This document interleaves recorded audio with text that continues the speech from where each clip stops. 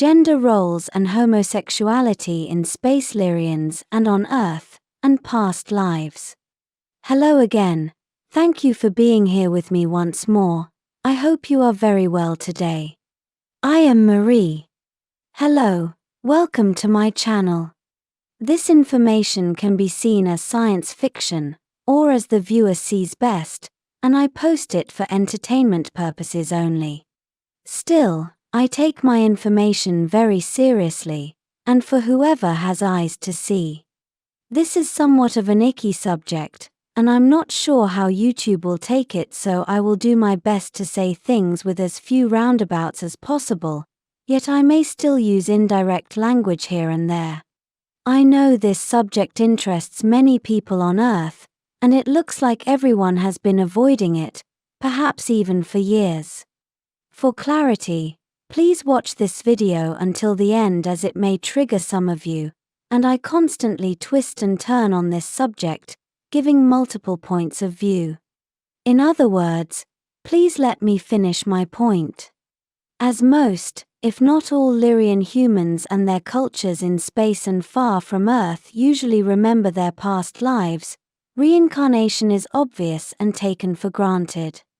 Those are hard to prove scientifically, on Earth and anywhere else, yet it is something that just about everyone experiences firsthand, so it is taken as part of the things that science, whatever science, cannot explain, therefore accentuating and validating spirituality even more for those cultures whose population does remember their past lives.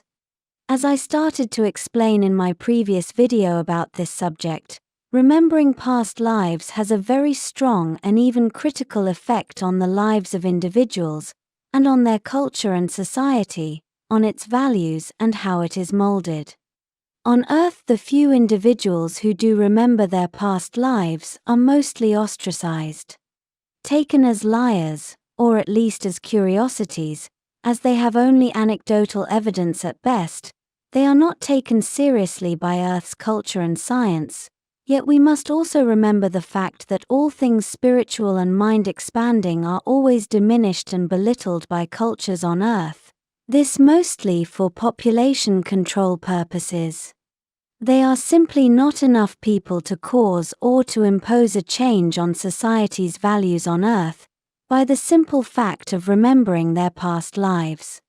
Contrary to what occurs on Earth, in just about all space human societies, reincarnation and remembering past lives directly influence, shape and form the key values of all their cultures, making them avidly shift to a less materialistic ethical frame. Now I will move on to the effects of reincarnation and remembering past lives upon genders and their roles. All past lives and their experiences affect the present one. This for all individuals. They define their personality traits, values, tastes, and preferences. What was lived before, even though it may not be consciously remembered, is what shapes the soul each person is today, yet, and this at least mostly for Earth, the direct present ego of their current incarnation is mostly formed by what has been experienced during the present life, not so the larger and more expanded persona, which would be the sum of all the past lives, as I would define it. As many other researchers would state, souls do not have genders, as those would be part of what is defined by the biology of each incarnation. Although I would agree with this, I notice that those researchers are forgetting, or do not know very important things here. A soul, like everything else, is shaped and manifested into existence by consciousness and its ideas which it has grown attached to.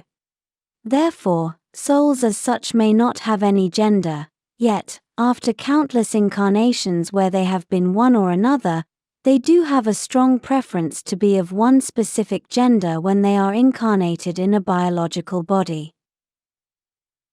Souls do hold a preference to be male or female as the result of their vast past experiences, and that preference which is held as an idea even when they are dwelling in higher ethereal realms, and in between lives, would be a gender.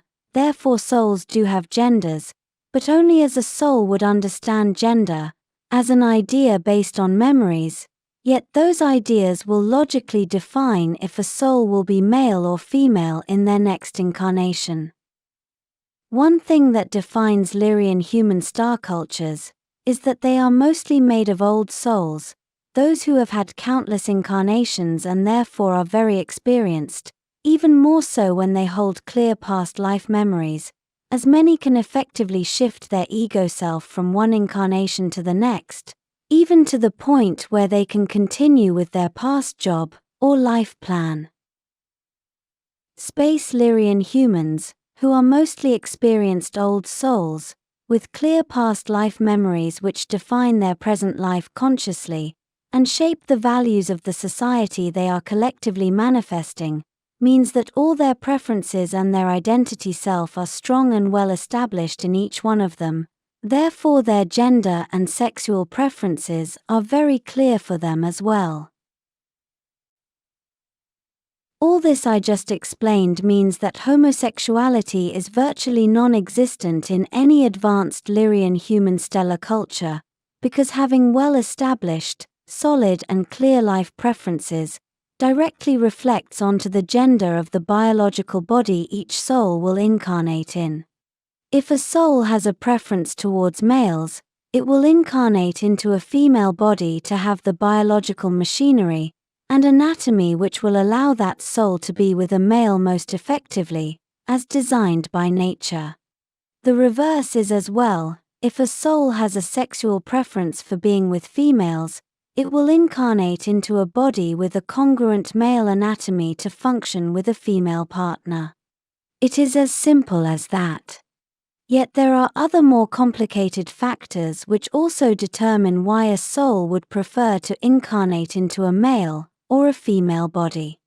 Those other factors would include social and role capabilities and assigned tasks each one would expect during an incarnation. Those also play a strong part in why a soul would prefer to be of one or the other gender, but these are more social reasons which are associated with the gender roles which are observed in each advance's stellar culture, and vary from society to society.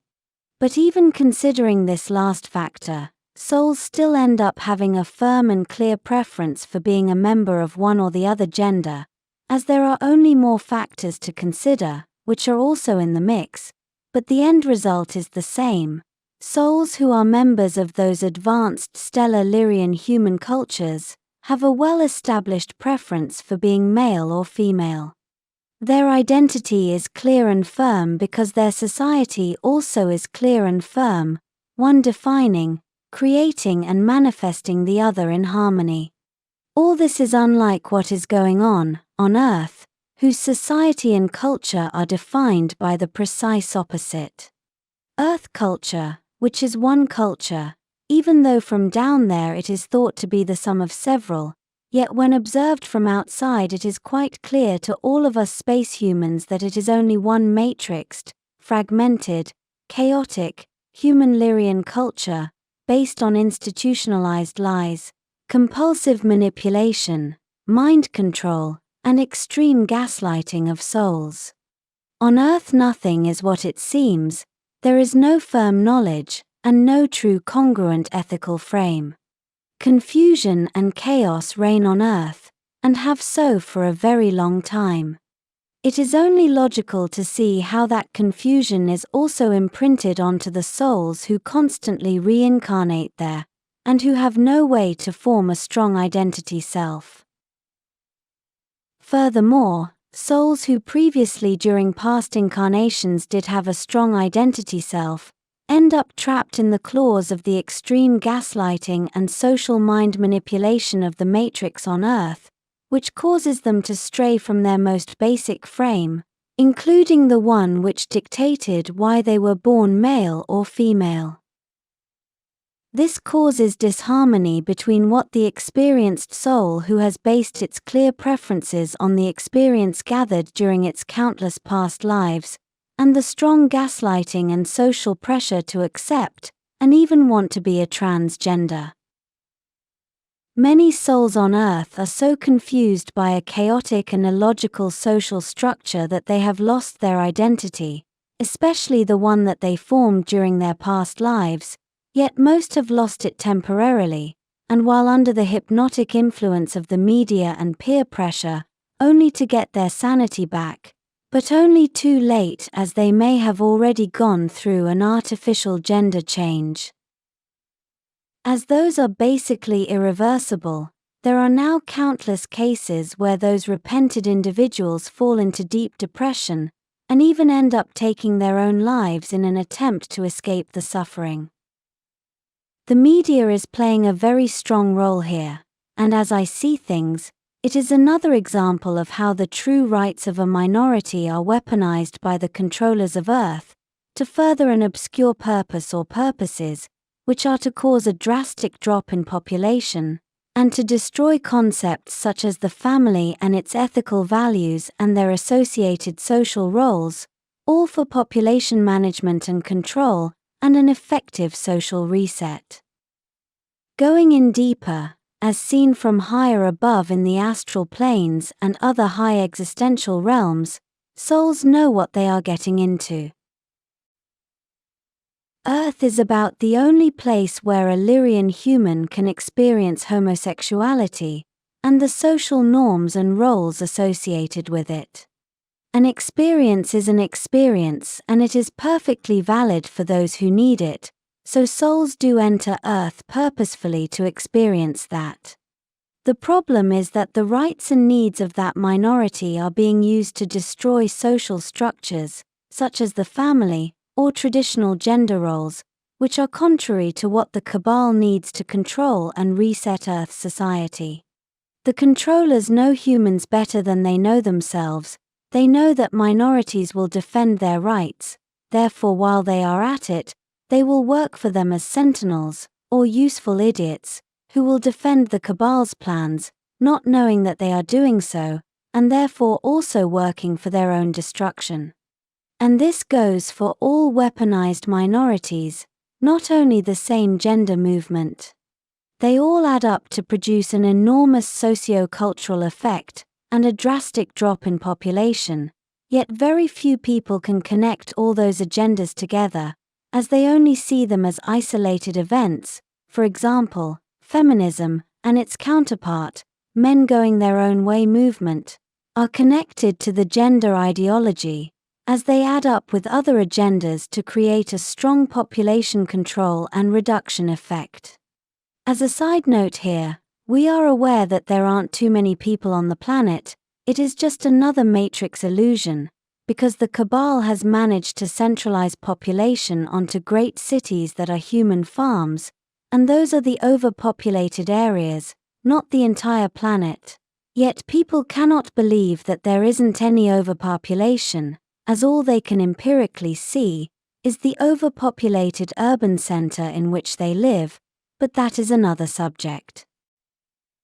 Homosexuals have the right to be so, as straight people also have the same rights, but anyone's rights end when the ones of others begin, therefore imposing that ideology onto children, as they are doing so nowadays, is nothing short of criminal. Even worse when so-called normal people do nothing to prevent it, simply because they are incapable of contradicting the social trend.